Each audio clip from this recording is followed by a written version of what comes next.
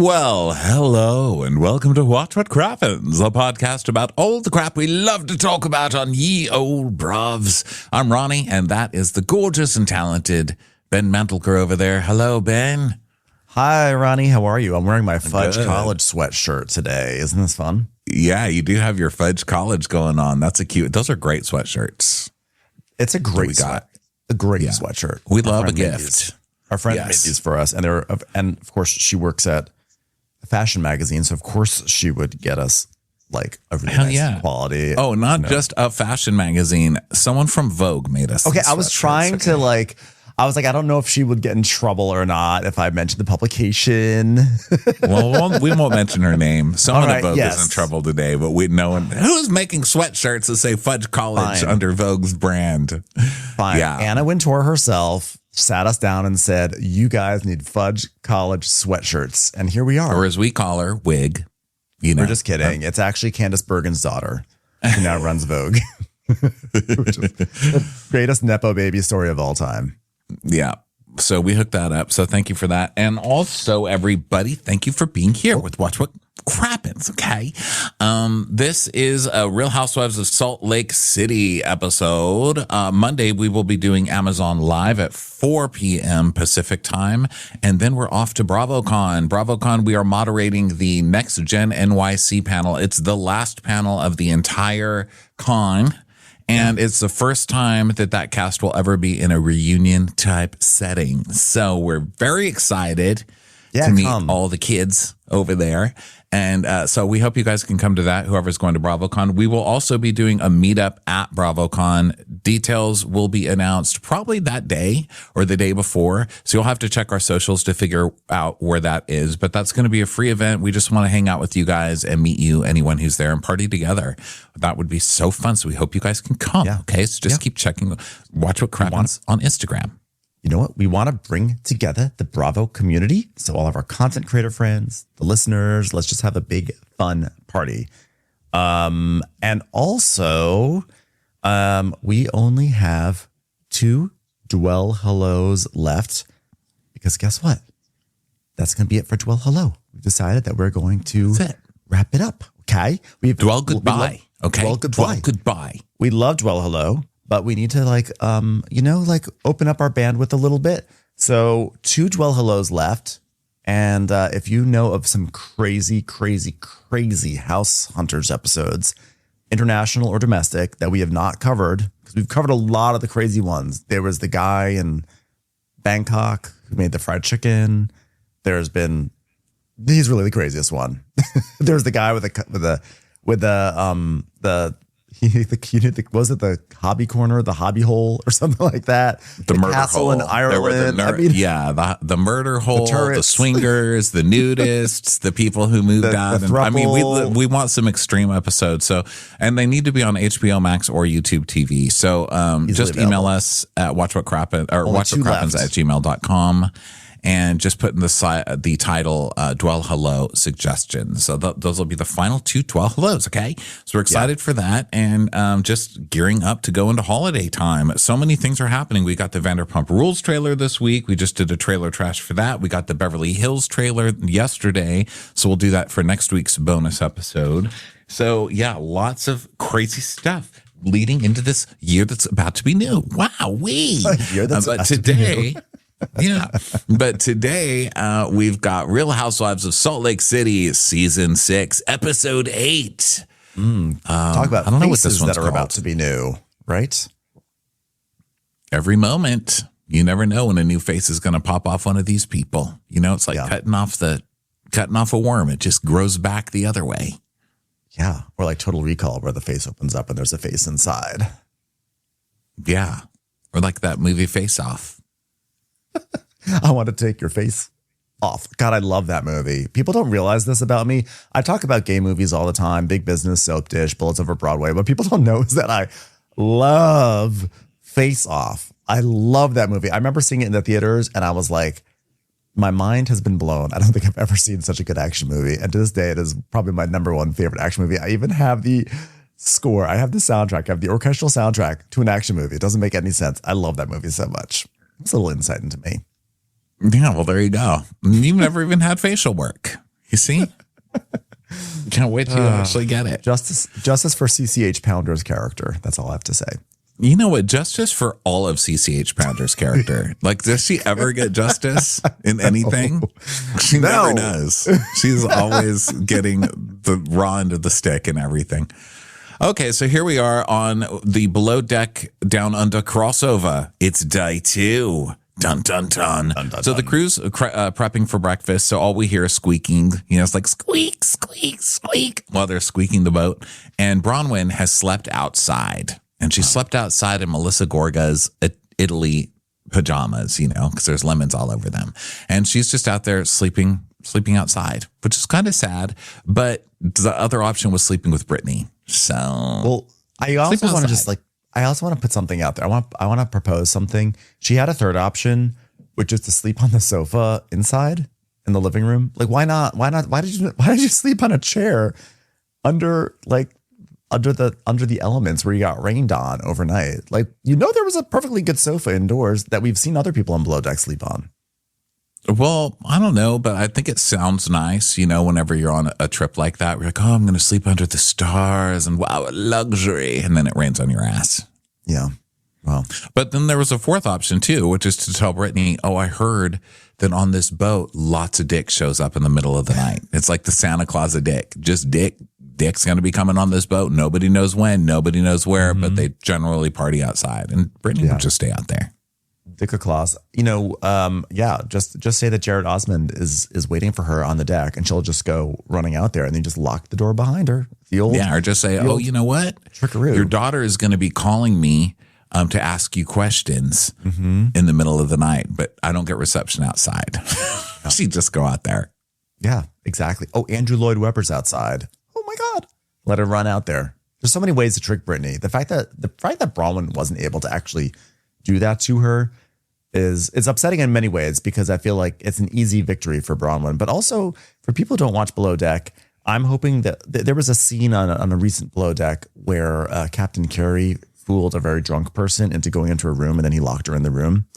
And I want that to become a trope. I want that like at least once per season, someone gets tricked into a room and then they get stuck in there. And I feel like this is a real way to kind of like amp that up. And Bronwyn could have done that and didn't. Alas, she didn't. So she's waking up on the deck, and she's like, "Oh, my guys, have you? Am I in your way? Am I in your way? Sorry, I had to sleep outside. They stuck me with a horrible slut, so I had to sleep outside instead. It rained on my head, so that was great. It was Lisa's fault. Lisa did this to me. So can I have some water and a Dr. Pepper? That would be great. I know it's weird, but you know, I also am someone who wears inflatable dinosaur costumes to the airport and married a grandfather. So, you know, weird is kind of my thing. So then I'm surprised I don't identify with Bronwyn more. I like really bad fashion, and I also love Dr. Pepper, but still don't really love her. But Dr. Pepper will. You don't like tight asses. You don't like tight asses, and that's going to negate all those other things. Yeah, I guess. So then we go to Heather and Whitney, and they're waking up, and Heather's pulling the whole, like, what even happened last night? Oh, we're not falling for that again, Miss Black Eye storyline. Black Eye tease. So then Whitney is like, she's like, we drank a lot. And Heather goes, yeah, what happened? You were a baller. There was nothing that happened in last night's episode that said that Heather was a baller. Not even if you were on Heather's side, not even if you didn't believe she was gaslighting Lisa Barlow. There's nothing baller about anything that happened last night. And so Heather's like, but they love it because they're always planning on every season. It's like, let's go after Lisa. Let's go after Lisa. They do it and they're like, you did great. You were a baller.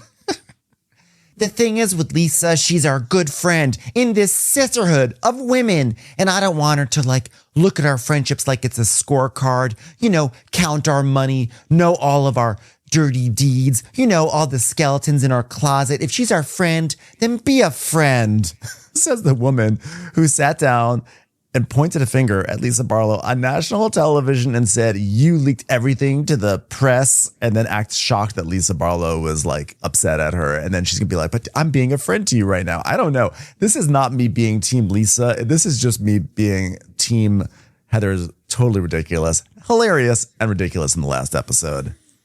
So our friend Hannah is over here staying with me for a few days with her family. And so that last night was our first day here and we had a great time. And of course we have to watch Housewives together because that's what you do with one of your friends. You know, it's like, let's sit down and bond again over one of our favorite things to bond over, Housewives. Mm-hmm. So we had a few glasses of wine and ripped some Housewives. And so she's been traveling for a few weeks, so she hasn't seen the last few episodes. So we watched 3 episodes before this. Whoa.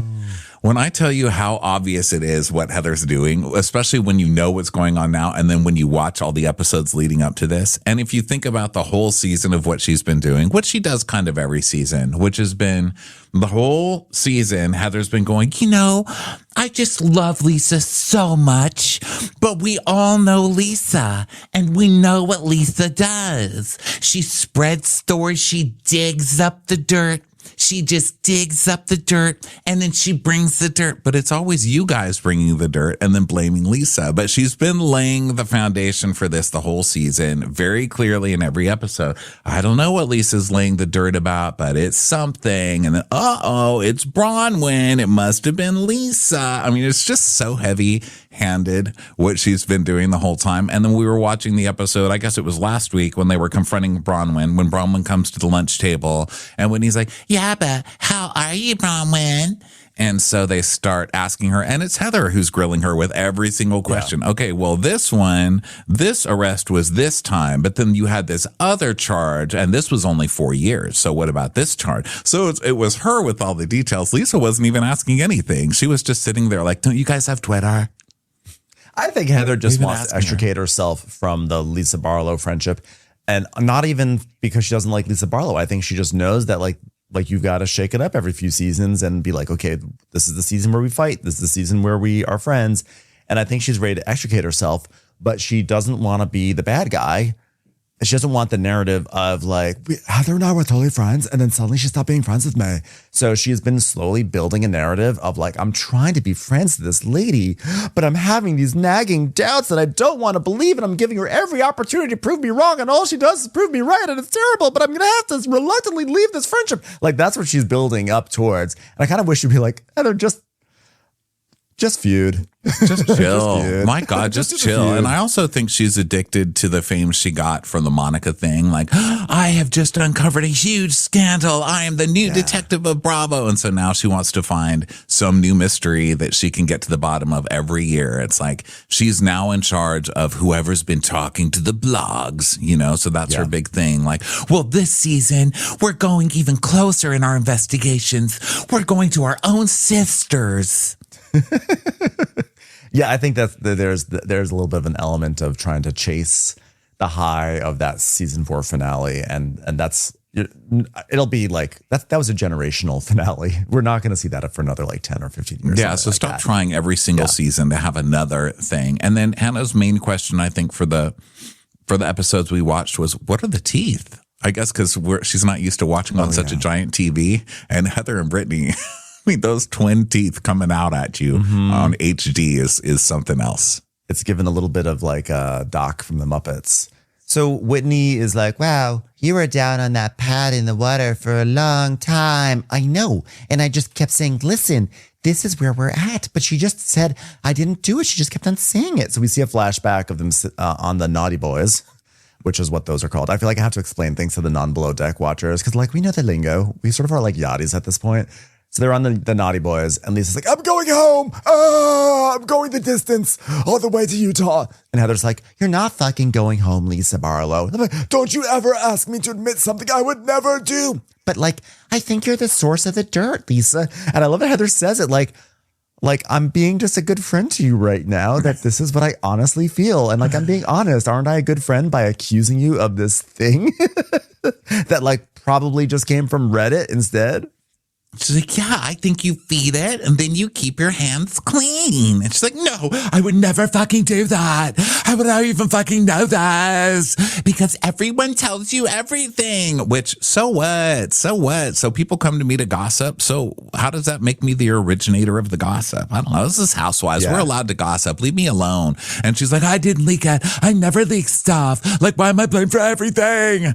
And she's like, because you know what? If I have a question about anything, I come come to you, Lisa, because you know that. Okay, so what are you mad at Wikipedia now too? Heather is trying to do some funky manipulation here where she's like, look, if I have a question or anything I want advice from, I go to you. And I don't know why you're shying away from that. It's a good thing that everyone wants to give you their privileged information and that you spread it to the media. That actually shows how much people trust you.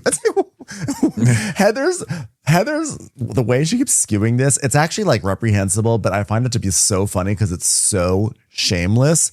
And I really do believe, and this is not any sort of bias towards anything or anyone, I really do believe that in this case, I do believe this was just stuff that like fellow internet sleuths have dug up. I just don't think that Lisa Barlow found this information. I think that she's just getting blamed for it because she doesn't know how to handle herself in these situations. She always acts so guilty all the time. Yeah, because really the accusation is, okay, if Lisa leaked it to the blogs, then the accusation there is that Lisa went and looked up all of this information, right? Like got a PR person or whatever. Or is the accusation that she heard it from somebody, she heard it from one blogger in a DM and then leaked it to another blogger? I mean, I just don't understand even the accusation, but it is pretty funny watching Heather just totally commit to gaslighting, being like, but all you have to do is admit it. Listen, I'm saying that you're talented enough to be a mayor of Betrayal Town. Okay, so you betray your sisters. It's not that big of a deal. We've all got our quirks. All she had to do was admit it, or say she was sorry for things she's done in the past, or that she was going to make efforts moving forward. But she refused to even give us bullshit lines to get us to quiet down. She refused to do anything. She refused to be honest, and that definitely changed our dynamic in this sisterhood. My fingers going back and forth. Yeah. So Whitney's like, well, but what do you do when but we know that they're doing it, but then they say they're not doing it. Then what do you do? Yeah, you mean to say keep score on every single thing in our lives? You want to take that line from the top, Whit? What do you do when someone says a score, but then you're like, what? What game is on? No, okay, no, we're going to use the metaphorical keep score. Why don't give it another try, Whit? Stop bullying me just because I have red hair. Yeah. You just will deny and deny and deny. And then after that, you deny and deny. And then you're like Lisa. And she just denies and deny and deny and deny and deny. Okay, Whitney, we get it. Oh, sorry. Like, what do you do at that point? You just reframed the friendship because you can never be true friends. It's time for a commercial. It's time for a Crappens commercial. So then we go to Lisa and Meredith, and they're in bed, and Meredith's trying to sleep, and Lisa is just, going crazy while she's scrolling through her phone, like aggressively, doing the like nervous scrolling where you're just so mad. You're like, oh my God, everyone's parties that you weren't invited to, just scrolling past. And she's like, literally, like, you know what I did last night? I learned like a lot about who people are, and it's fucking ugly. Like nobody would have something to, like no one would, why would you say admit it? Like that's not even a question. That's not a friendship. It's fucking bullshit. It's bullshit where it is. You know what? I can't take it anymore. You know what? And everyone's saying like, I'm just hoping everyone wakes up and it's like, I was awful to my friend. I was awful to them. Like you, Meredith. I hope you have a dream and remember how awful. I'm not. What are you talking about me? I did try to stand up for you. Meredith just has her mask on. She's like, takes it up. She puts it on her head. She's like, what? What do you think I said, Lisa? I didn't use your words, because I don't speak like you, but I gave them the same message, which is that when they were attacking you, I shrugged and said, well, I don't know about that, which I think was a very strident defense of you. When they came after you, I said, well, there are only so many coincidences. That's all I said. It was basically, a stump speech for you. So I don't know why you're upset. I basically said, well, I'll have to think this over later today at the Mommy and Me screening I'm having with my toddler when we go and see some movie at the multiplex. Haven't chosen the one just yet, but keep an eye out for what my review will be. Sorry. Yeah, but you know what? It's like a different level of like, respect and like support. So like you're just giving me like a different level of support than I need. Okay? Like I need like a better level of support. Don't Like tell me I don't support you. Okay? I'm sitting here and I'm trying. Did I not tell you to open up the hangar so the airport could come in with some food last night? And did you open up the hangar? No, you didn't. I have to ground my plane. I did. And it's not fair to the people on that plane that they didn't have a hangar to land in, if you know what I'm saying. So I'm the only one who's trying, and you're yelling at me, and that makes me angry, and it hurts me. Yeah. So we go to Bronwyn getting her Dr. Pepper on board with high stress Daisy. I just love watching like how Daisy's always so stressed. Like she's always kind of like moving back and forth on her feet, like she's ready to run. Like it's a very high intensity, like war going on. She's always like watching a bird. Captain, they're walking down the hall, Captain. They're walking down the hall, Captain. Here they come. Like, what are you? Calm down. You know, like when birds walk around, because they're like so used to flying, but then when they walk around on the ground, they're always like so skitterish, like, but they're like looking for like maybe that bread, and they're like, gotta go, and then they fly off. That's like Daisy. Looking for my breadcrumb. Can't find it. She's just so high intensity. Even when she comes into the room to ask for food stuff, she's like, Mary, hi there, Mary, it's me, Daisy. Okay, so you don't want shrimp, but he's gonna do a wahoo. Is that okay for you? That's a whitefish. Is that all right? All right, that's all right. All right, that's all right. All right, I'll get on it. So get on the wahoo emergency. Run off. Glad I got that done in time. So Bronwyn's saying, she's like, well, I slept on the deck last night because things aren't good with Brittany and me. She's mad at me for telling everybody what she said when we went shopping. And I'm irritated with her for running her mouth in general, which is funny because it was Bronwyn just last year who was being shady, talking with Heather, etc. And then Heather was like, I'm going to put Bronwyn on blast for all the stuff that she was saying behind everyone's back in that car ride. And then Bronwyn was like, I was just being shady. And now Brittany tries to do it. And Bronwyn just steps into the Heather role and outs her. The difference is that Bronwyn is like, Brittany is like a hilarious punching bag. And so she just... They just do this to her all over and over again. But it's nice to see that Bronwyn has no memory of the hell that she went through last season. She doesn't even have memory of what she went through this season with all the charges. She started this whole season being like, Lisa Barlow, you want to talk about charges? Look at Lisa Barlow and everything she's going through and all the money she owes. She's already forgotten that even. So now we see a flashback to Bronwyn and Brittany getting ready for bed, and Brittany being like, if this is how we're going to sleep, this is going to be really hard for me to sleep. And she's like, you know what? I'm going to go sleep outside then, because I'm going to go sleep on one of those chairs upstairs. And Brittany, I do not need this, Brittany. I do not need this from you. So I will not sleep with you. I won't do it. So Bronwyn's like, yeah, pool chair. Shockingly enough. It's not the most comfortable bed in this mega yacht that we're on, but whatever, I got rained on. So then we see Whitney and Brittany and Heather and Angie, and they're on the mid-deck patio. And Angie, who has just suffered through a day of puking, is like, hello, Oppa. I feel like I missed out on such a great night. Luckily, today will be wonderful. No more puking, and my hands will be fully intact by the end of the evening. Oppa. And then Lisa just comes out. She's like, oh, wow, look who's back from the dead. Hi. And then everyone just stares at her like, oh, my God, Lisa's here. And they just all pause. And it's like, what? What, you guys? She just like sits there, stares at them playing with her hair.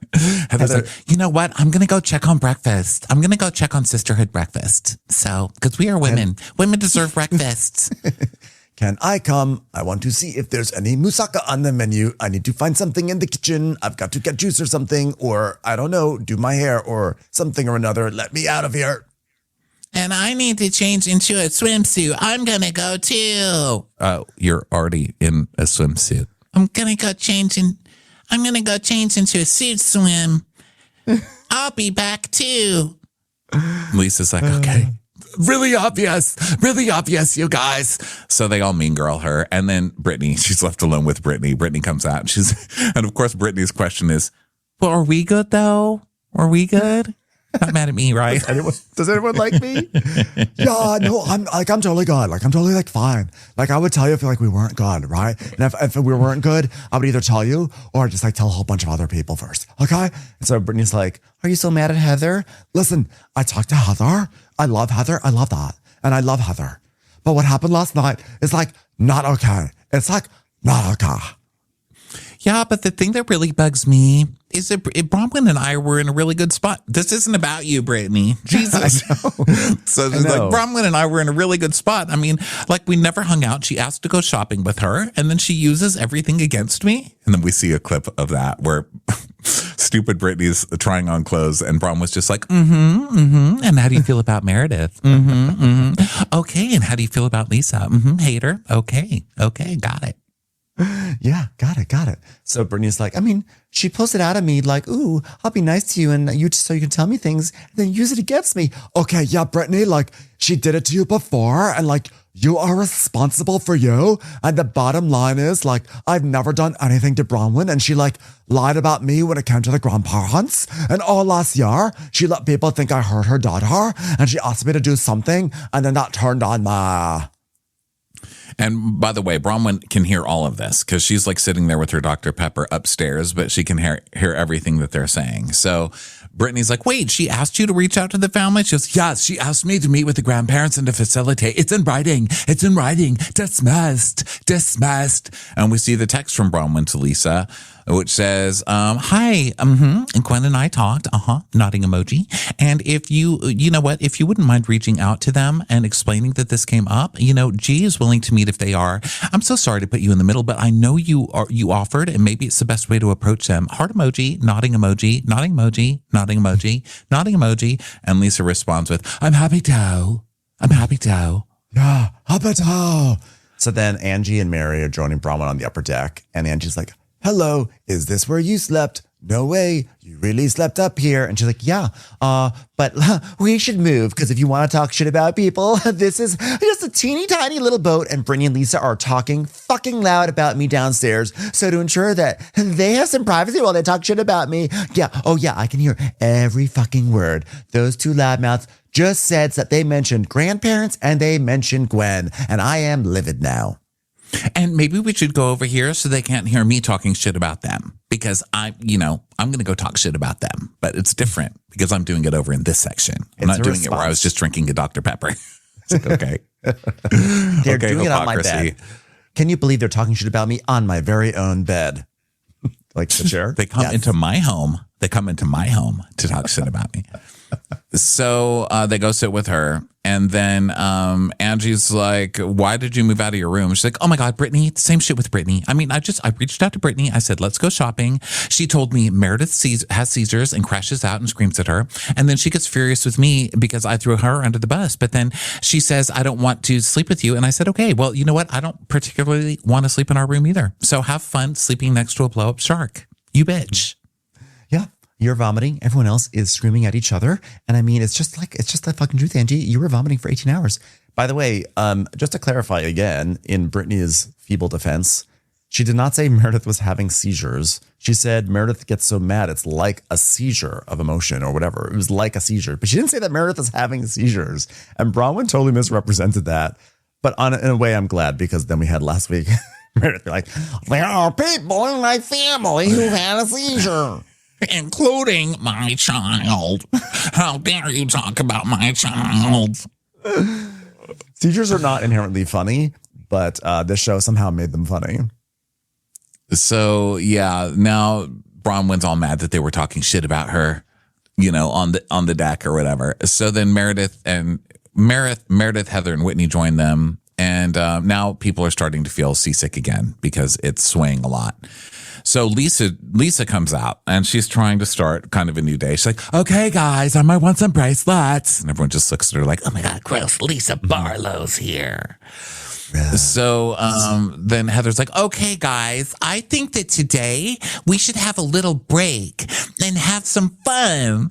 Today is an island adventure. We're going to go to the Tobago Key and we're going to snorkel, swim. This is a chance for us to disembark and, just have zombie night. So let's have a great day today. Okay. What are you announcing that you need a positive day? You're the one who's starting fights. I know. And I love the idea of like, hey guys, let's not fight today. Let's go have a zombie night instead. That'll solve everything. So Angie's like, I don't know if the yacht life is for me. Let's see. And Heather's like, well, you're getting your sea legs, or as I call them, your sisterhood legs. So So then Bronwyn's like, hey, listen, if you're, can I just come stay in your room tonight, Mary? And Mary's like, no, absolutely not. She goes, that's a crowd. 2 is a company. 3 is a crowd. That's 3 people that might make fun of my farts. And it takes me a lot of time to open up to somebody. And he's like, I mean, you can still sleep with me. I'm not going to hurt you. You're not going to hurt me. It's fine. She's like, I'm not interested in sleeping in a bed that maybe you brought one of the crew into. And she's like, what? Yeah, because last time I saw you up here, you were trying to get one of the crew to come downstairs with you. And she's like, no, I wasn't. And we see the clip of Brittany flirting with Captain Jason. I was like, Bronwyn, she is just flirty, and she's no more flirty. In fact, she's significantly less flirty than Heather is with Captain Jason. And this is crazy. I'm sorry. This is a crazy character assassination on our sweet chanteuse, Brittany. Well, she would have. I mean, Brittany would have bragged about it, first of all. It wouldn't be such a slam. It's only a slam to Bronwyn. She's like trying to slut shame. You can't shame the shameless, okay? Brittany's like, really? Someone came to my room? Who was it? Was I there? Why didn't anybody tell me they were in my room? Would have been in the room. Who were they? Tell me who they are. I'll get them right now. But she's like, I didn't get laid. And then we see Captain Jason debuffing her advances. Yeah. And she's like, yeah, did you or did you not? Mm-hmm. Tell Captain Jason, I'd love to get out of here. Mm-hmm. Mm-hmm. Got her. She's like, no. She's like, well, I mean, the girls were saying he is coming out of your room last night to me. I don't know. They're terrible. These girls are terrible. Then it turns out, then Brittany's like, why are you even talking to me? I don't know. It's a bad idea. So I love that. Brittany's like, why are you even talking to me, Meredith? Yes, Brittany. Brittany's saying that he was there to fix the AC, which is not really the captain's duty, but we do see a flashback that she's in her room and she has a toothbrush in her mouth, which is sort of suggestive. And she's like, it's really hot in here. I don't know. Am I not doing the AC correctly? It's something I need a captain to help me with. He's like, all right, let's see what's in here. Oh, I see the problem. You've got your AC wrapped up in a kimono. I'll just take that off and bring it back to my quarters. Thank you. You too can have a kimono, Captain Jason Kimono at home for only $400. Visit kimono.com. What's this kimono company again? I forgot. We looked it up. I don't remember. I sometimes like forget a $400 kimono. I was like, girl, this kimono going to blow me? I don't think so, sir. I know. I forget sometimes that our Real Housewives audience may not be familiar at all with the fact that Captain Jason is a fan of kimonos and sells them.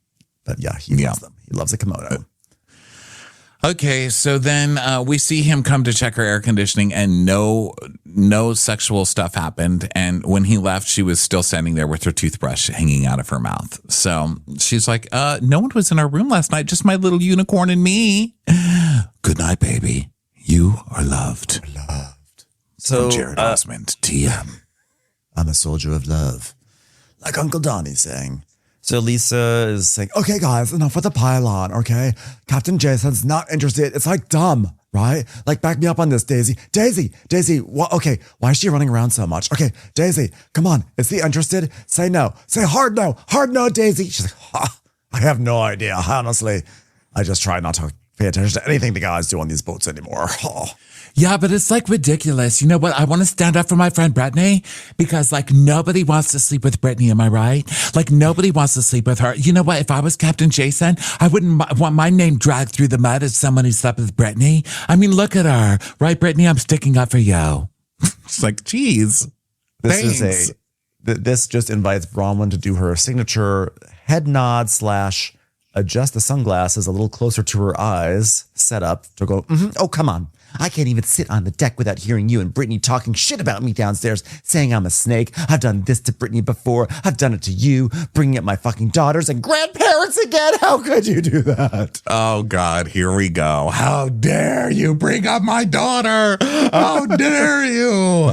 All she said was what happened. And for those of you who don't remember what happened, last year, Bronwyn had this whole storyline about the grandparents of her daughter and how they mistreated her and this and that. Lisa knows the grandparents. So she had a really nice scene with Lisa where she talked about it and they brought up the fact that they could all reconcile. And then Bronwyn texted Lisa and said, yeah, you know what? It would be great if you told them that we talked about this and maybe we can reconcile. And then Lisa does contact the grandparents. And then Bronwyn brings up on camera, like, you betrayed me by going to the grandparents. You completely betrayed me. How dare you do this to my daughter? And totally misrepresented that, which she does everything on this show. And now she's misrepresenting what she heard again to make it sound like Lisa's sitting down there talking about her daughter. I do think that there's a good amount of misrepresenting on this show too, where people just misrepresenting things. Don't misrepresent me. Stop yelling at me. Stop yelling at me. You are the queen of fucking yelling at people. So do not talk about my child or her grandparents again. We had this agreement. And so we see them at like the Vita Tequila Premier Lounge and where they're agreeing. Like Lisa says, I will never mention again. Full stop, full stop. So Bronwyn's like, and then you're standing on the back of the fucking boat saying it to Brittany. She's like, yeah, I did say it to Brittany. I did. Yeah, everyone. Yeah, I did. Yeah, thank you. She's like, stop talking about my fucking child. I'm not talking about your child. I'm not talking about your child. Ah. You know what? Stop talking about it because I swear to God, I'm standing up now. And if you can't agree to not talk about people's kids, she goes, okay, this is deflecting. Sit down. Just sit down. She's like, no, you're deflecting. You're deflecting. Mary's like, this would be a great time for Angie to go ahead and get back sick, because then we could go back to that quiet space and just be quiet. That'd be great. Why do they keep misusing the word deflecting? She's not deflecting. She's saying, yeah, I said that. She's like, you're deflecting. No, I said it. You are deflecting. Yep, I said it. I don't think they know what deflecting means. So then Lisa's like, you know what? I don't want to say anything about anyone's kids. I try really hard to do the right thing. Okay. And Angie's like, bullshit. You know what you do? You dig up dirt on people, Greek or not, and you talk about them behind their Greek backs, and you pretend to be their friend. And even just a few weeks ago, you were talking about Bronwyn with your hair over your face like this, saying, yeah, Todd was making out with one of my friends while farting the entire time. She's like, wait, you know what? I didn't say it was one of my friends. If you're going to gossip about me, get the full story right. I told a waiter who wasn't even a friend. Are you fucking kidding me, Lisa? And she said, no, you said one of my hot friends. No, because she's not that hot. She's actually one of my ugly friends. Sorry, you got the wrong friend. Tell the story right next time. Let me back up. About a month ago, Lisa had her clarity luncheon, where she kissed all of our atheists. And so we see that, and Lisa toasting, you know what? I love each and every one of you, even when I'm mad at you. Like, I still love you. I still do, you guys. Hold on, let me comb my hair with 2 fingers. Let me comb it. And Angie's like, and then we went to dinner at her club. So we sat there, and then she pulled her hair over her face like this and said, Todd was making out with one of my friends while farting the entire time. I love the need to include the farting part too. Like, the Todd is making out with one of my friends is like a pretty big bomb to drop. And then she's like, and I'm also going to add that he farted the entire time. Because I guess is the thing this season. Laughing fucking hard at this. And I'm just imagining Todd at home. Great. I told him not to go on this cruise to talk shit about me and Lisa Barlow. And now you've got this Greek one saying a fart while I make out with secretaries. First of all, they were silenced but deadly, so you can't trace it back to me, so you don't really know if it came from me in the first place. Okay? And second of all, my doctor did say I had to check my hearing, so maybe we'll circle back to point number 1. But the point is, you don't know what Werther's do to a man's digestive system. Hey, you know what I gotta say to you, Angie? The one who smelled it nailed it. Is it The one who denied it supplied it, though. Did you just eat my cherry? Well, sorry about that. It was a bad habit. Who did the rhyme, committed the crime.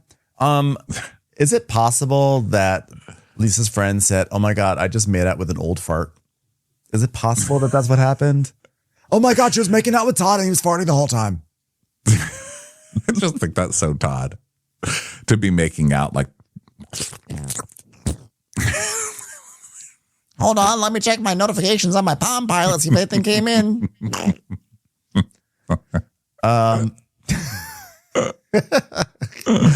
So, and just like, I didn't want to tell Bronwyn. I didn't want to tell Bronwyn, especially like this, but Lisa coming across like she's a good friend and always tries to do the right thing. It's just bullshit. I couldn't hold it back any longer because I am Greek. Commercials. Here comes one right now.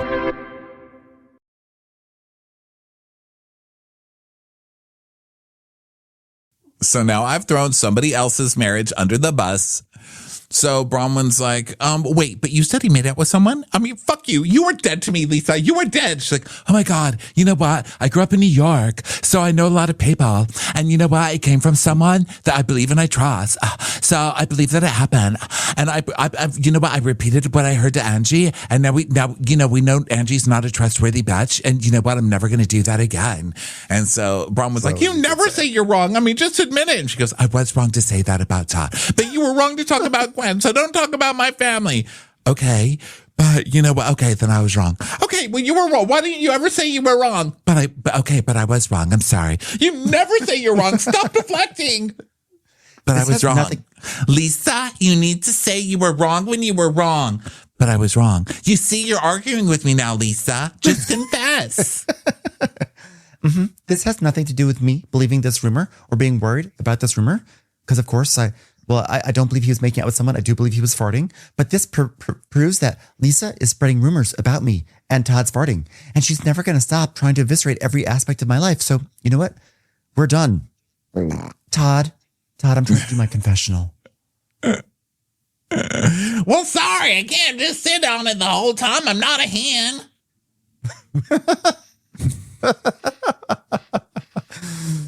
Oh, wow. So Lisa goes, Angie, do you repeat all of our conversations? And Mary's like, if someone told me my husband was making out with someone while farting, I don't know which one I'd be more devastated about. I mean, both of it's just embarrassing. I mean, what's wrong with his intestines? Why is he farting? Oh my God, something's wrong. I'm like, Mary, you're not one to talk. We saw 2 episodes ago. How dare you bring up my farting? How dare you? How dare you? Also, you're married to your grandpa. I'm sure he farts a lot. Please. So Heather's like, we need to put a pin in this and get off the boat. And Lisa's like, oh my God, you know what? Don't tell anything to Angie. Jeez, you can't even talk about somebody making out with somebody and farting the whole time. It's like crazy. What kind of world are we living in? And Angie's like, no, do not talk about your friends like that. That's the lesson. That is the lesson. So Lisa goes, you say the meanest things. Don't say horrible shit about your friends. You say horrible shit. You do, Angie. I feel sorry for you. For real. I feel so sorry for you. Okay. I'd also like to point out that was pre makeup, right? Because they went to that lounge and had that party when Lisa talked shit about Bronwyn before Bronwyn and her made up and agreed to not talk about each other. So that doesn't fall under the same agreement. That was later. Wasn't it? That's fair. That's fair. Wasn't that the second time? That was the first time that we saw the Vita Tequila Lounge. And then the second time was when they had their meeting when Lisa was in her pajamas. And that's when they you're right. You're right. So whatever. So then we go to Bronwyn in her bed and she hears an echo of Todd's voice like, hey, does someone smell something? I don't. Thank God my nose doesn't work. I'll tell you who's feeling something. Those beans jumping around my tummy. What is it, a fiesta going on down there? Is this the Cinco de Mayo? It's unclear to me why you want to spend time with these people. Don't come home and complaining that you and Lisa got into a fight. I should have known this was coming because Todd knew this was coming. I mean, not the farting while he was making out with somebody part, but yeah, he knew. And Lisa got exactly what she wanted. She wanted to get under my skin. She wanted to hurt my family. And I'm realizing there's no way for me to be in the same room as Lisa and not veer into this person I don't respect in myself. I'm the kind of person who will wear a blow-up dinosaur costume. That's a person that's respectable. And you know what would make Lisa mad right now? If I had fun. So I'm going to have fun. I'm going to have so much fun. Mm-hmm. Mm-hmm. I really adore Bronwyn, but I have to say this whole narrative of like Lisa just wanted to get under my skin.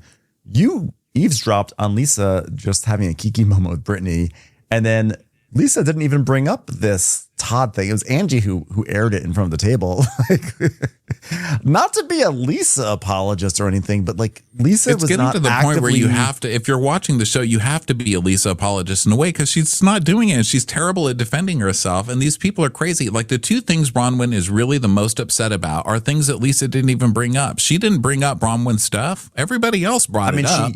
Lisa was messy as hell to say that at the club. Like you said, though, it happened on the heels of them bickering earlier in that day. But they did sort of have a little bit of a truce at the end of that luncheon. But either way, it's not like Lisa showed up at the table to confront Bron. She didn't say like, well, Bronwyn, this is what I heard. So Lisa wasn't trying to get under Bronwyn's skin. Bronwyn kind of went sniffing for this fight, if you ask me.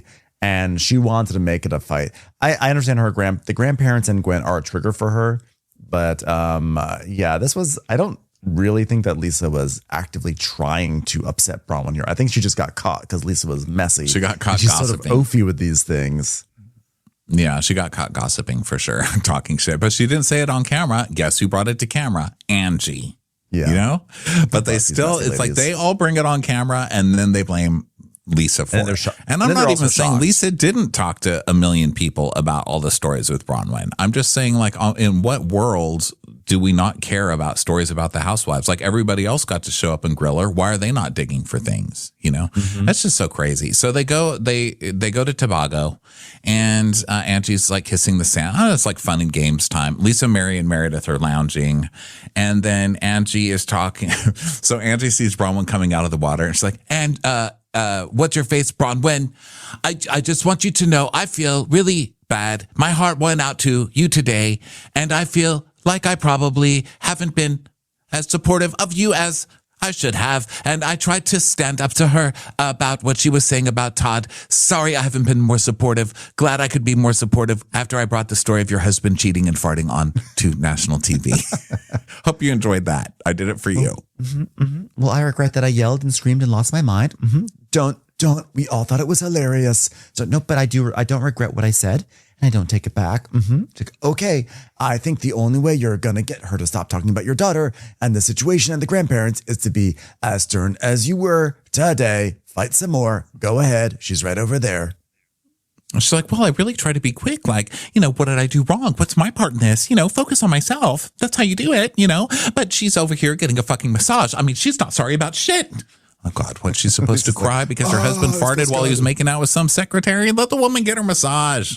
Get a hobby. Like, I thought we were on break. I thought we're on Housewives pettiness break. I'm getting my massage now before we fight tonight. So then Heather and Whitney and Bronwyn are snorkeling, and Mary and Lisa are sunbathing. And Lisa's like, I don't know if you heard me and Meredith this morning, but we had like a really direct conversation where I was like, hey, it bothers me because like I know, like you know that I know that you know that I would never feed stuff to the blogs. And like I wish you had just said like, hey, Lisa would never do that. Like, don't accuse her of doing that, So then Mary's like, well, what'd she say? She's like, well, I think she feels like she's set in her own way. And they're just talking about this conversation. And then, of course, Meredith comes sort of sauntering over. Like, hello. This reminds me of making sandcastles with my toddlers last year on this beach. What are you guys talking about? And so Lisa's trying to talk, but Meredith's right there. So she's like, okay, I guess I got to bring Meredith in. So she's like, okay, Meredith. Okay, you know what? Okay, I was talking about this morning. Like, you know what? Like how you've told her you support me in private. And she's like, yeah, well, I do. I support you privately and publicly, both, Lisa. Okay, I just think that it's what everyone is so interested in, how you and I engage with each other. That's the thing, but whatever. And Mary goes, it's not wild. It's just bizarre. That's what it is. It's bizarre how you defend her. And Mary's like, Lily, I don't feel like Meredith doesn't stick up for Lisa. Like she just doesn't. And if Lisa's really her friend, then Meredith should like probably speak up and like help her out. Like, wow, can you believe I'm actually taking for Lisa Barlow? Like, God help me. Yeah, but you know what? I do a good job of standing up for myself, like the way I cry and scream, and then like, deny things like histrionically. But, there's sometimes I'm like, tap in, you know what I mean? Like, I need to tap in, Meredith. Like, I need you to tap in. Don't condone violence. I will be not tapping anything, and I will support you if I agree with you.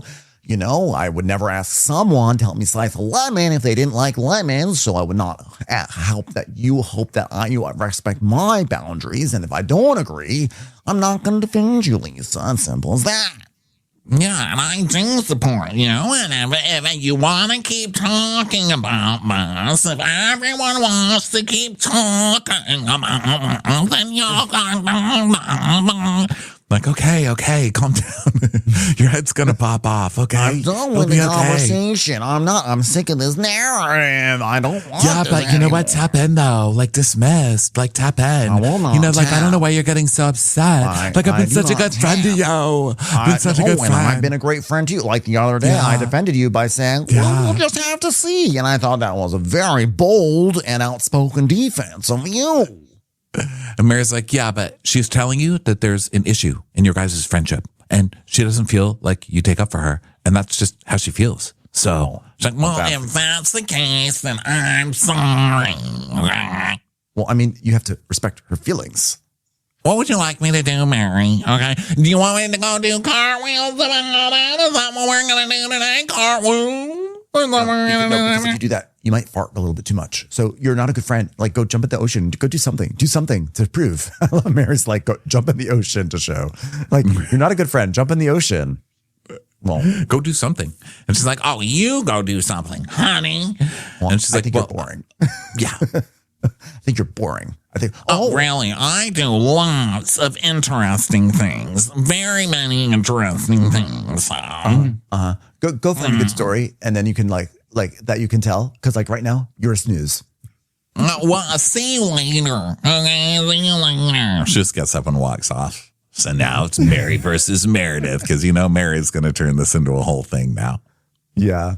So now Whitney's getting a massage, and Meredith is asking Whitney Bronwyn and Heather how the snorkeling was. And Heather's like, snorkeling was amazing. I swam with a stingray. I was part of the stingray sisterhood for one moment, and I felt their bond. And I could tell the way those stingrays had been persecuted by Mormonism. And I said, don't you worry. I have a new book coming out that's written exclusively in Stingray called Bad Mormon, Stingray Edition, already a #1 bestseller on the Stingray Times. Congratulations. Me. Bad Stingray by Heather Gay. It's just going to be me topless, but with a stingray over my boobs.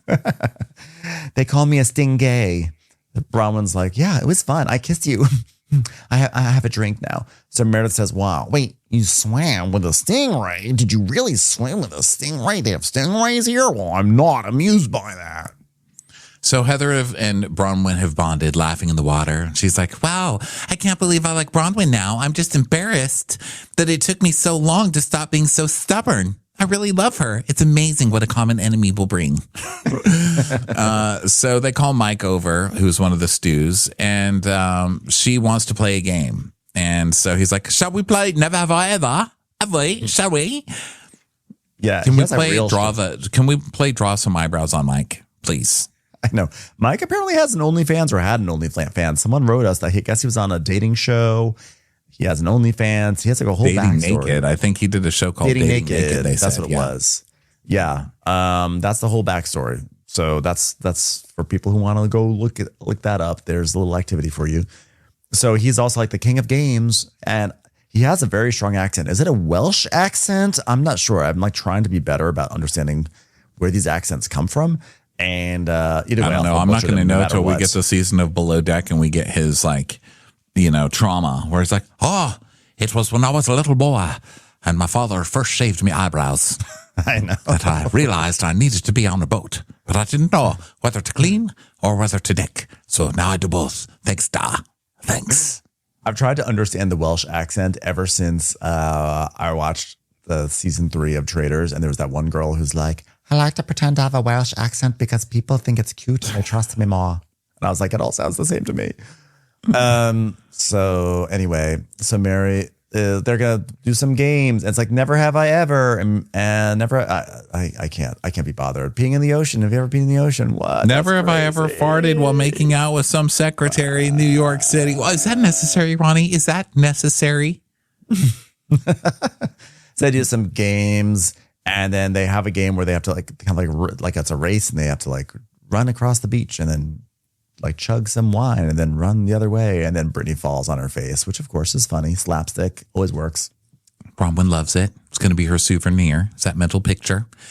And then Heather's like, whenever you can get us doing something physical and competing against each other as sisters, that is when we really shine. Is it?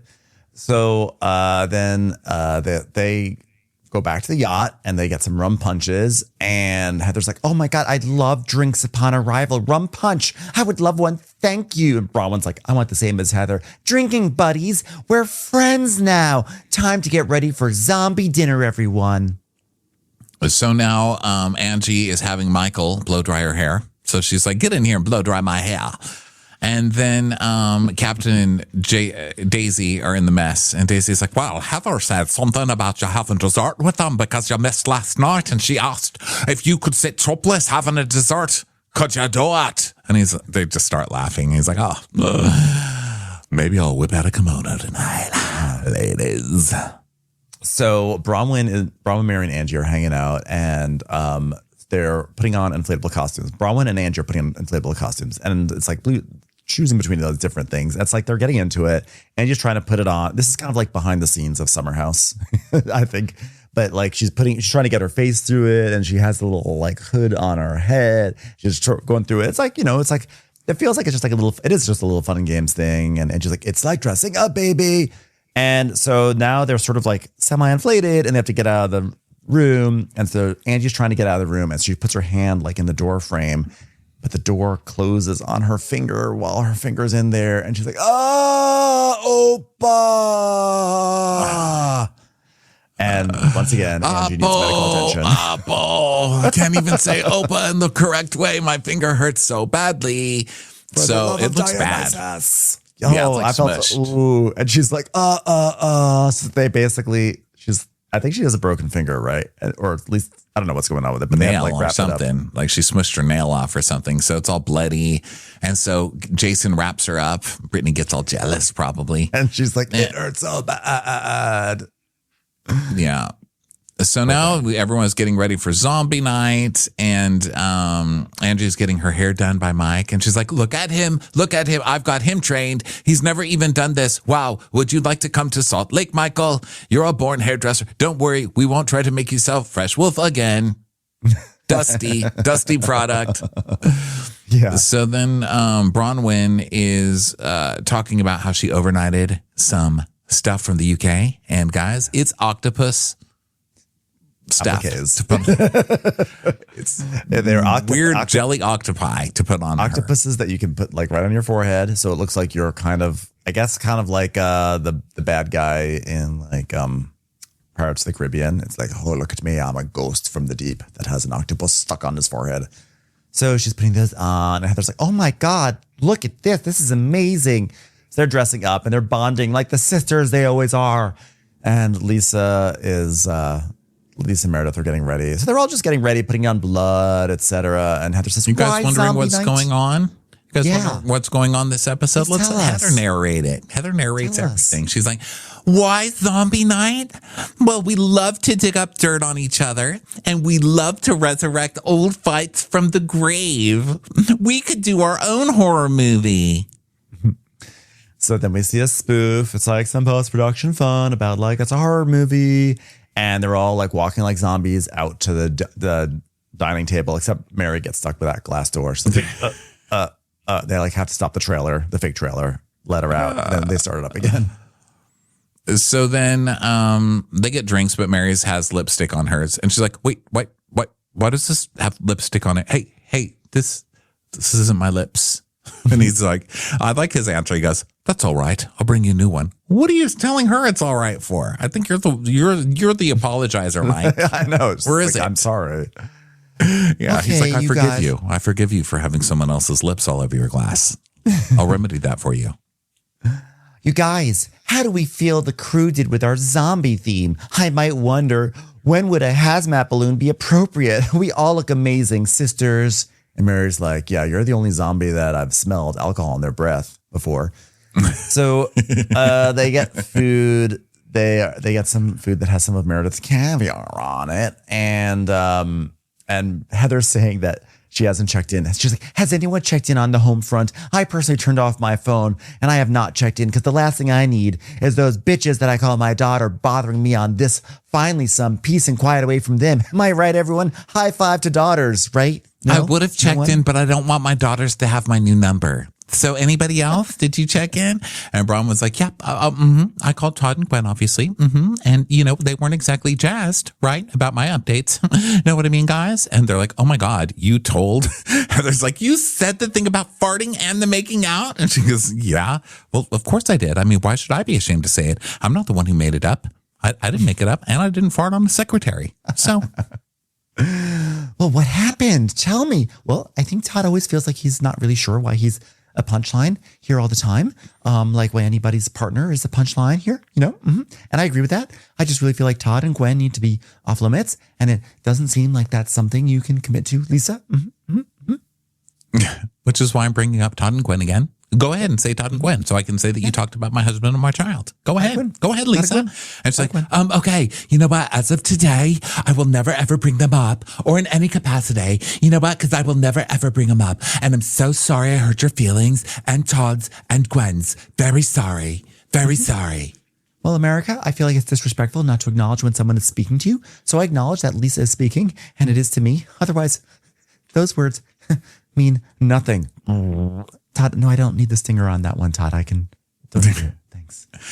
Yeah, but I didn't tell Angie anything with the intention for her to bring it to the group and humiliate Bronwyn, Like, I don't hurt people like that way. Like humiliation? No, I just tell them like I'm better than them usually. Or say Blake Lively's name a lot, But I've never done it, I've never gone for that. No, okay, like I'll defend myself. But, I don't try to go for like the juggler. Like, you know what, I can. And if you open the door, I'll walk through the door. But you know what, I just want it to be like status quo because this is frustrating. It's frustrating. I'm genuinely sorry if she's embarrassing her. So more food comes and Heather's like, you guys, we need to do a zombie walk. Like the boat is a rockin'. Do you feel the rockin' and rolling? Oh my God, this is crazy. Does anyone want to fake throw up? So then basically Brittany is like, oh no, I don't feel well. So she goes to the edge of the boat where she allegedly throws up, but we don't see anything come out. We know that this show would show the vomit because they already showed lots of stuff spewing out of Angie's mouth. So I kind of feel like Brittany wanted to have like a I'm seasick too moment. So she goes over and she at least has a dry heave over the side of the boat. I buy it. You do? Yeah, I buy it. She looks terrible. She really is just like, she's like, oh. And Bronwyn's like, yeah, I mean, it's not zombie night until something comes back up from the grave. So Brittany throwing up feels pretty on brand. So Brittany comes back. She's like, I got a little seasick, sorry. And then the crew brings out some tequila shots. So Brittany starts sipping it. And Meredith's like, can I just say something? As a lawyer here, and just would like to bring up a matter of evidence. Why are you drinking tequila when you just threw up? Because I'm trying to feel better, Meredith. That's why. She goes, they're like, give her a break. Yeah, why is it your business, Meredith? Why do you even care? She's like, well, is there anyone here who thinks that drinking vodka when you don't feel good? Why, are you the expert in vomiting? No, I'm not. But is there anyone at the table? Listen, Brittany, you're about to make me go into my British accent very soon, so you better watch your mouth, because I'm about to speak British. I'm about to speak British. Well, guess what? It's already happening now. I have a British accent, Brittany. Well, I think that's her business. She wants to drink dogs, so she's just drinking dog hairs. No, Whitney, it's hair of the dog. Like, Angie's a hairdresser. The dog has hair of the dog. Try it from the top. You exploited my vagina. Well, I would say the same thing to Heather. I would say it to my dog. I would say it to Amy Boulder. And as a human being, well, The Rock, you just got to me for a second. I'm just trying to feel better. Not that I care. You know what? I'm actually concerned about something I saw on TikTok that says that you don't have a British accent. I cannot control when I have become British, but that's just something that happens to me when I'm extremely angry about something. Wait a minute, what did you see on TikTok? What did you say? Yeah, well, I saw something on TikTok today about Seth's possible indiscretions. And Bron was like, oh, no. Was he farting? Please say he was farting. Todd really does not like being alone on this boat. What are you saying? Yeah, what are you saying? So we see them watching TikTok, and there's someone on there saying an Uber driver sent a picture of Seth riding around with his mistress in Columbus, Ohio, allegedly. And Meredith's like, well, my husband does not have a mistress. We are in a monogamous marriage because your boyfriend breaks up with you every time he wants to sleep with someone else. That's your problem. But I'm hashtag monogamy. So don't get it twisted. Monogamy. Okay. Monogamy. You are, and Brittany's like, I break up with him. He doesn't break up with me. Oh, you are a liar. You are a malicious, despicable person. And you know what? I'm not interested in you trying to interfere in my relationship because you're jealous that you can't hold a man down. I am so angry I'm going to pronounce every single syllable and some bonus ones in the word malicious. Here I go. Malicious.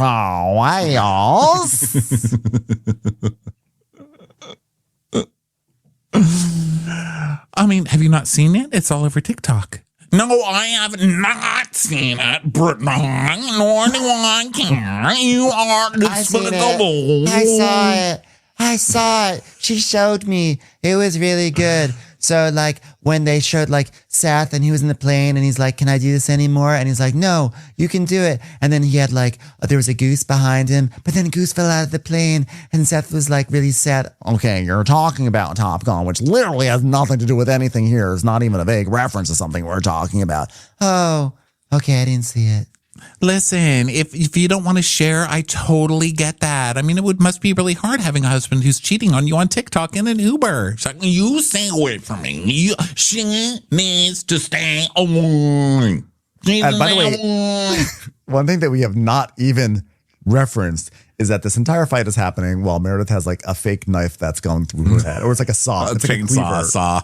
Yes, they all have like cleavers, axes, knives, and they're having this big fight, and they're accusing each other of infidelity while they have all these things sticking out of their heads. It is like the visuals. I feel like we just totally failed because like the visuals of this entire fight are so hilarious. They all look ridiculous, and Meredith just gets so mad, so she takes her saw out of her head. She's like, I am mad, and she takes her saw headband up and throws it across the deck. I am that mad, I don't even want to have a fake saw in my head, because you know what you saw nothing. That's why I'm taking the saw out of my head, and I'm suddenly British again. Oh my gosh, you're throwing something at me again. Oh my God, she's throwing something at me. I threw it over there. I threw it at Daisy because she is a server. Brittany, why are you so smug and laughing? Like literally. Look, Meredith, that was me tapping in. Hey, Brittany, you're smug. Yeah. So Meredith is like, I did not do anything, okay? And Brittany's like, well, you broke a glass at me last night. No, you tried to throw it at me, and I put my hand out, and I somehow summoned some sort of magical power where I deflected all water and glass with my little palm, and there are many freeze frames of it on the internet now, marveling at my ability to deflect physics. So she even changed her Instagram profile to say Meredith Waterbender. I know. It's actually like an amazing shot. Like when I saw it happen, it was just like, it looked like just water that she deflected. But when you actually see the freeze frame, she literally has her hand out, and the water, she like created a force field, and the water is just like horizontal and all going back. It's like the most amazing thing that Meredith has ever done. And Braun was like, no, you broke a glass on me, Brittany, while you were throwing it at her. Meredith's like, well, I don't know why Brittany's even talking to me. I mean, my marriage, my husband. I've not talked about all the stuff out there about Brittany. Like, there's plenty to talk about with him. So leave me alone. Leave my husband alone. Leave my toddler with a seizure alone. Somewhere Sean was like, I caught Meredith Marks, yes. I don't want her around me. She's filled with hate. Keep her away. Like, you guys, there's a problem with her marriage, and I just want to give her a safe space. I mean, poor thing. Her husband is cheating in Ubers. So dessert arrives, and Brahman's like, can I have the saw back? I just really hate that Meredith like fell out of her zombie theme. Thank you. So Captain Jason comes down because he's supposed to join them for dessert. But the fight is still going. I mean, should I bring up all the troll commentary about every single person here? Should I do that? And Brittany's like, we're not saying it's true. We're just saying it's like, you know, if you need to talk, this is a safe space. Oh, honey, I don't need to talk to you. So Heather's like, oh my God, Captain Jason, the guy that I fucked around with. Just kidding. I don't know why I said that. Why did I say that? Cannot confirm or deny. Oh my God, it's Jason, everybody. Oh, well, you know what? Do we need to talk about what I've seen about everyone else's husband? Because I don't think so. Because I don't do that. How's the dessert, ladies? Well, I mean, it's just gross. I mean, not the dessert's fine, but this one over here, Brittany, is just gross, just like her. Oh, she's vile. Get her away from me. I knew it a year ago, and I know it now. Get her away from me. Captain Jason has just walked off, and Lisa's like, "Wow, look at how he just like gracefully declined." I'm so impressed with him. Yeah. Yeah, he like declined. Wasn't that great? You guys chased him off the fucking table. That's Captain Jason. He's our friend, right, Whitney? When he's like, yeah, that's our friend. Well, everyone, the zombie ice cream cake is delicious. And somehow that just ends the episode. But wow, controversially, I actually thought this episode was funnier than last episode. Last episode was funny, but this one I thought was hilarious because you had another thing we didn't really highlight is that Angie was sitting there with her like broken finger bleeding into a towel while she's still dressed as like an inflatable fish. I'm like, there's just the visuals on this show are really hitting on levels that are unseen before on Bravo. Yeah, funny fucking show. Really, really good. So I look forward to it every week. And just watching some of these episodes twice, I was like, God, they're even better the second time. It's so good. Yeah, it really is the only show where they could scream about bloggers and leaks where it doesn't annoy me. And so it's just because they're such a good cast. So bravo to Bravo. Bravo, everybody. We will be back next week with some more of this nonsense. And we will talk to you next time. Thanks for being here, everybody. Bye. Bye. Watch What Crappens would like to thank its premium sponsors. Ain't no thing like Allison King. It's always a party on Allison Block. Our way is the Amber way. It's the Foster and the Furious. It's Amanda Foster. It's always automatic with Ashley Auto. Put your hands together for Carly Clapp. Get on the right foot with Chrissy Offit. She's not just a Sheila, she's a Daniela. Etchels. We never miss her call. It's Diane Call. Aaron McNicholas. She don't miss no trickolas. Hava Nagila Weber. You'll never hide from Heidi Eleanor Jones. I go, you go, we all go for Hugo. Jamie. She has no last namey. She's our kind of mess. It's Jennifer Messer. Sipped some scotch with Jessica Trotch. She's our favorite streamer, Caroline Peacock. Kristen the Piston Anderson. Get a bee in your bonnet with Lacey B. Que sera, whatever will be, will Lauren Silsby. She gets an A from us. It's Lindsay D. Let's give a kisserino to Lisa Lino. Fresh as a daisy, it's Maisie McHenry. We love her on the rocks. It's Melissa Cox. Megan Berg. You can't have a burger without the Berg. This is Livin' with Michelle Vivian. I love ya, Olivia Williamson. She sure is swell. It's Raquel. Yes, we canna. It's Savannah. Cast a spell with Shannon Spellman. Let's share with Sharon Eldridge. Darn Skippy, it's Tippy. And our super premium sponsors. She's VVIP. It's Amanda V. Can't lose when you're with Amy Baldwin. Somebody get us 10 cc's of Betsy MD. We're taking the gold with Brenda Silva. Let's get real with Caitlin O'Neill. Put us on a stretcher. It's Charlotte Fletcher. Don't get salty with Christine Pepper. Can't have a meal without the Emily Sides. Who, what, why, where, and Gwen Pentland.